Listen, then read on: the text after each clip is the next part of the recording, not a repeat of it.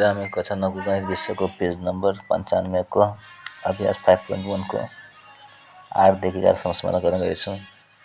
अब 8 मा हेर्नु क्वेशनले के भन्छ भन्दाखेरि के लेखेको छ, यो चाहिँ समबाहु त्रिभुज चारै तीनटै भुजा बराबर भएको छ भने उसको क्षेत्रफल कति हुन्छ। अब त्यही गरे हामी समबाहु त्रिभुज छ भने सबको क्षेत्रफल a नै हुन्छ, अर्थात् तीनटै जोड्दाखेरि त्रिपल त्यहाँ परिमिति दिएछ क्वेशनमा कति छ 360, त अर्थ परिमिति 180 हुन्छ, त 180 हामी निकाले यहाँ। अब अर्थ परिमिति फर्मुला चाहिँ ABC/2, अब यहाँ आधी गर्दाखेरि 360/2 2 2 कट्यो अनि 3a बराबर 360, त a बराबर 360/3 बराबर 120। अब त्यसलाई हामी मानिलिएर लिइहालेको छ भ्यालु प्रत्येकमा यो त यहाँ अब 360 आएछ भने 2 भनेको 180 छ, अर्थ परिमिति a बराबर 120 भइसक्यो। अब प्रत्येकमा यो फर्मुलामा यसको समबाहु त्रिभुजको क्षेत्रफल बराबर रुट के को अनुसार यो दिएको छ हेरोन्स फर्मुलाको अनुसार रुट 3/4 a स्क्वायर पनि हुन्छ त्यही पनि। अब s into s minus a into s minus b into s minus c। अब प्रत्येकमा s भनेको 180 दिएछ अनि 180 माइनस 120 फेरि 180 माइनस 120 180 र 120 जो बारे चाहिँ जुन आएछ 3884 यसको चाहिँ 6235 मा 38 सेमी स्क्वायर यो क्षेत्रफल हो। अर्को क्वेशनमा दिएको छ यहाँ अब जेठ र कान्छोको दिएछ यहाँ नाप, अनि यहाँ कसले कति जग्गा बढी पायो र दुईटै जोड्दा कति हुन्छ त निकाल्यो छुट्टा निकाल्दाखेरि यहाँ बिचको हामीले यो निकाल्नु पर्ने के भन्दाखेरि यो भाग a र c निकाल्नु पर्ने। त यहाँ समकोणी त्रिभुज ABC मा AB बराबर त दिएछ यहाँ कति दिएछ भने 9 सेन्टिमिटर, b बराबर यहाँ चाहिँ यो p भनेको परपेन्डिकुलर हो, यसलाई हामी यसरी तान्न सक्छौँ। p भनेको a बराबर चाहिँ 9 सेमी छ, बेस भनेको BC बराबर चाहिँ 40 सेमी छ भने ACH बराबर 8। त हामीले थाहा छ पाइथागोरस सदी अनुसार कि h equal root p square plus p square भनेको 9 को स्क्वायर प्लस 40 को स्क्वायर जम्मा चाहिँ जोडेर 81 प्लस 16 भनेको 1681 भयो। अनि गर्दाखेरि कति आयो 41 मिटर, 41 AC हो। अब त्यही अनुसार AC हुँदाखेरि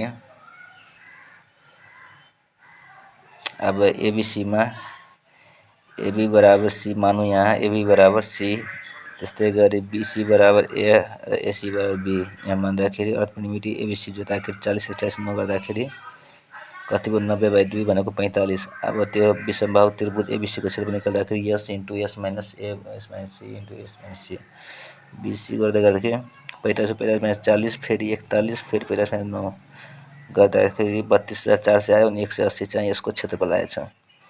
फेरि विषमबाहु त्रिभुज ACD मा सेम त्यस्तै लिने हो, AC बराबर C 41 लिए BCD बराबर A 45 भने र AD बराबर B 28 भनेपछि तिनटैको परिमिति निकाल्दाखेरि कति आयो भन्दाखेरि 84/2 भनेको 42।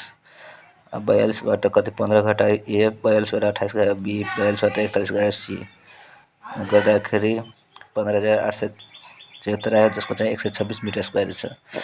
अब यहाँ एउटा भाग चाहिँ के भयो दाजुको जेठ घरको चाहिँ कान्छोको, त त्यही अनुसार क्वेशनमा आउँदाखेरि प्रश्न अनुसार अब क्षेत्रफलको आधारमा जो दाइको कान्छो भाइभन्दा जग्गा भएको भने सुरुमा हामी यहाँ A1 निकाल्छ। A1 को आएको थियो कति आएछ भने 180, A2 को 126 आएछ। अब कतिले बढ्यो त यहाँ कतिले भयो A1 माइनस A2 भनेको 180 माइनस 126 भनेको 54 मिटरले बढेछ। नटुक्राइसिङ हुँदाखेरि दुईटै A प्लस B भनेको 180 प्लस 126 बराबर 306 मिटर स्क्वायर थियो, नटुक्राएको भयो यहाँ अनुसार। अब त्यही अनुसारले हामी अब कुन बनाउँछौँ भन्दाखेरि 10 को मा सबै कुरा दिए चतुर्भुज, त मानव चतुर्भुज ABCD हो होइन, जहाँ BC बराबर यहाँ 12, CD भनेको 5, AD भनेको 8 र AB भनेको 9 र यो चाहिँ समकोणी 90 डिग्रीको हो। फेरि यहाँ ACD समकोणी त्रिभुजबाट के हुन्छ भन्दाखेरि यहाँ मानव BC, यहाँ BCD समकोणी त्रिभुजमा BC भन्नाले C मानेछौँ हामी बराबर 12 मिटर, फेरि CD बराबर A मानेछौँ 5 मिटर र BD B बराबर वाट। त पाइथागोरस सदी अनुसार हामीलाई B निकाल्छौँ भने यो के भ्यालु, यो भयो P, यो के भ्यालु P, त यहाँ त्यही मानेछ हामी P square plus BC BC square plus CD square root नरमा, त जम्मा 12 को स्क्वायर र कति छ 5 को स्क्वायर भनेको 144 प्लस 5 भनेको 169 अनि त्यसलाई रुट अन्डर गर्दा 13 आउँछ।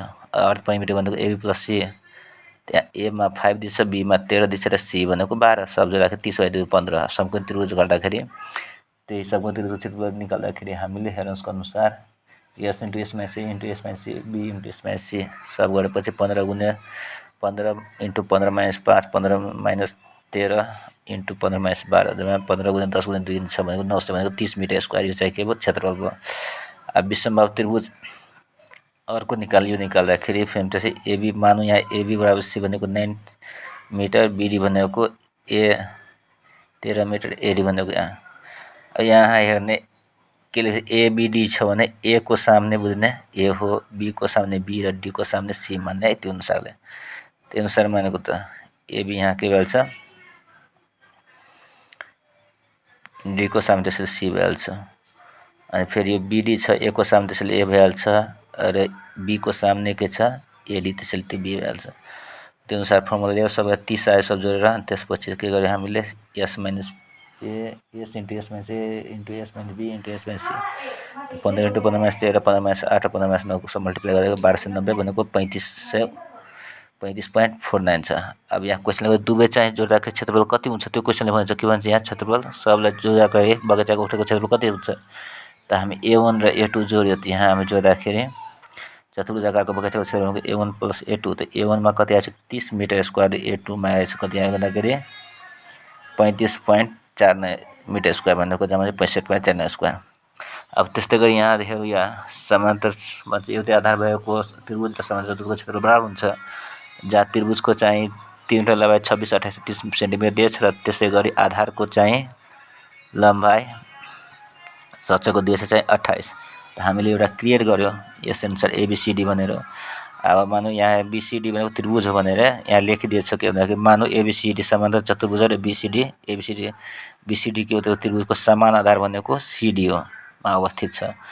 त्यो अनुसार गर्दाखेरि बीसी, अब यहाँ बीसीडीमा बी सुरु, बी को सामने के आउँछ सीडी, त सीडी के हो ए, त यहाँ सीडी ए मान्यो होइन। त्यतिकै डी भनेको सी मान्यो त यसको बीसी आउँछ, त बीसी मतलब के भने हामीले सी मान्यो। अनि यसपछि यो सी को सामने बीडी आउँछ, त सी भनेको बी मान्यो, त बीडी बराबर के मान्यो हामीले बी मान्यो 30 मिटर। अब यो अनुसार सब कुरा दिएछ त हामी सबलाई जोडेर कति 26 30 28 लाई जोड्दाखेरि एबीसीलाई जोड्दाखेरि कति आयो 84/42 आयो। 42लाई अब समबाहु त्रिभुज क्षेत्रफल निकाल्दा s into S minus A into S minus be into S minus c a निकाल्यो 42बाट चाहिँ पहिलो ए घटाउने 28 फेरि 42 माइनस 30 फेरि 42 माइनस 26 गर्दाखेरि 42 इन्टु यो घटाउँदा 14 आएछ, यो घटाउँदा कति 12 आयो, यो घटाउँदा 16 आयो। जम्मा जम्मी कति आयो भन्दाखेरि 1,12,896। यसको चाहिँ रुट अन्डर गरेर 336 सेन्टिमिटर स्क्वायर हुन्छ। अब प्रश्नले भनेपछि यहाँ के प्रश्न अनुसार समान आधार भएको त्रिभुज र सचको चाहिँ क्षेत्रफल बराबर हुन्छ, अर्थात् सचको क्षेत्रफल बराबर समान्तराल चतुर्भुजको क्षेत्रफल बराबर त्रिभुज एबीसीडीको क्षेत्रफल भनेको 336 cm स्क्वायर। अब सचको क्षेत्रफल बराबर हामीले थाहा छ आधार इन्टु चाहिँ आधार भनेको बी बेस इन्टु हाइट, त क्षेत्रफल 360 छ। यहाँ बेस हामीले यहाँ दिइहालेको छ, यो बेस कति छ 28 सेन्टिमिटर होइन। सेम आधार यहाँबाट त्रिभुज पनि भन्छ, यो साइड सच पनि सेम आधार छ, त्यसैले यहाँ चाहिँ 28 राख्यो। बेसको ठाउँमा हाइटको त्यस्तै रह्यो। अब हाइटलाई के गर्ने हाइट इन्टु एच छ, त एच चाहिँ तल राख्यो, यो 336 लाई माथि राखिदियो, काट्दाखेरि 12 यो सेन्टिमिटर के हुन गयो 12 के भयो सिएम 12 सेन्टिमिटर हुन गयो, अर्थात् सचको उचाइ चाहिँ 12 सेन्टिमिटर हुन्छ। अब क्वेसन यस प्रकार रहेछ, 8 11 समाधान यस प्रकार रहेछ। धन्यवाद।